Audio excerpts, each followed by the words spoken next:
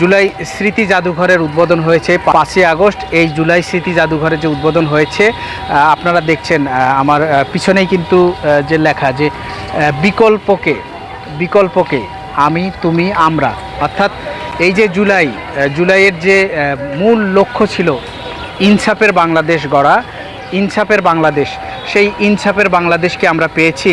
জুলাইয়ের সেই উত্তাল দিনগুলো, যে লং মার্চ টু ঢাকা, আপনারা দেখছেন লং মার্চ টু ঢাকা, পাশাপাশি যে স্লোগানগুলোর মধ্যে ছিল যে কোটা না মেধা, সেই কোটা না মেধারও কিন্তু আপনারা স্মৃতিচিহ্ন দেখতে পাচ্ছেন। আমরা কিন্তু যাব, আসেন।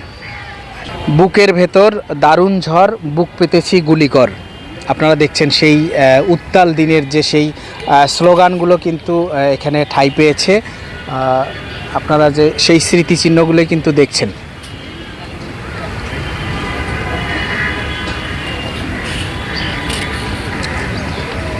আর দেখছেন স্লোগানটি যে বাংলার ছাত্র সমাজকে কেউ দাবায় রাখতে পারবে না।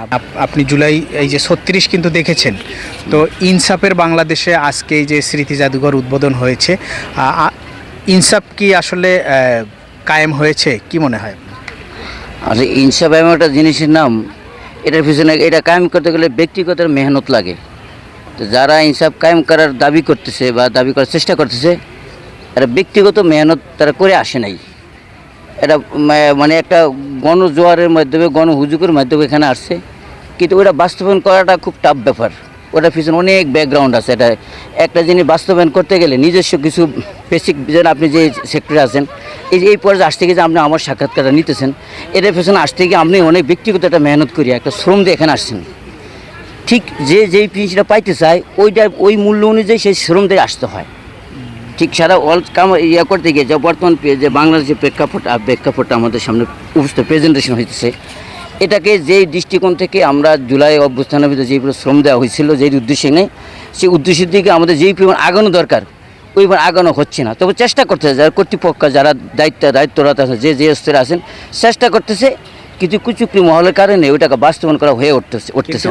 মানে আপনি বলছেন যে ইনসাফের পথে চলছে বাংলাদেশ, হাঁটছে, কিন্তু যেই হাঁটা দরকার ওটা আগাচ্ছে না।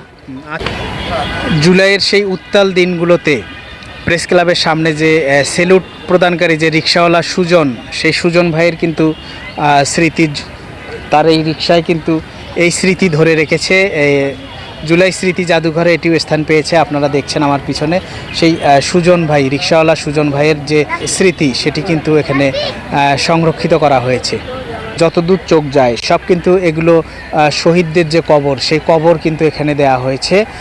জুলাই যে শহীদ যোদ্ধা যারা, তাদের কিন্তু এখানে কবর দেওয়া হয়েছে। আপনারা দেখছেন এই জায়গাটিতে চতুর্দিকে কিন্তু শহীদদের নাম লেখা রয়েছে এবং তাদের কিন্তু তাদের স্মৃতিকে ধরে রাখার জন্যই।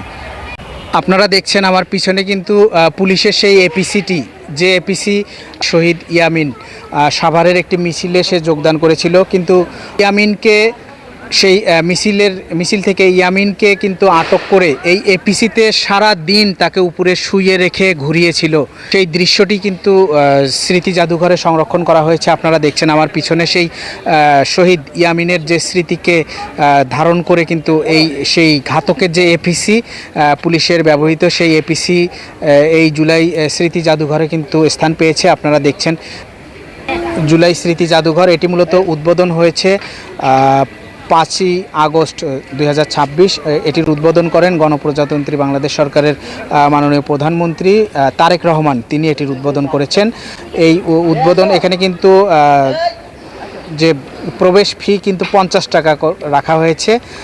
আর জুলাই যে স্মৃতি জাদুঘরের সকাল 11টা থেকে সন্ধে 6টা পর্যন্ত কিন্তু এখানে সর্বসাধারণের জন্য উন্মুক্ত করে দেওয়া হয়েছে।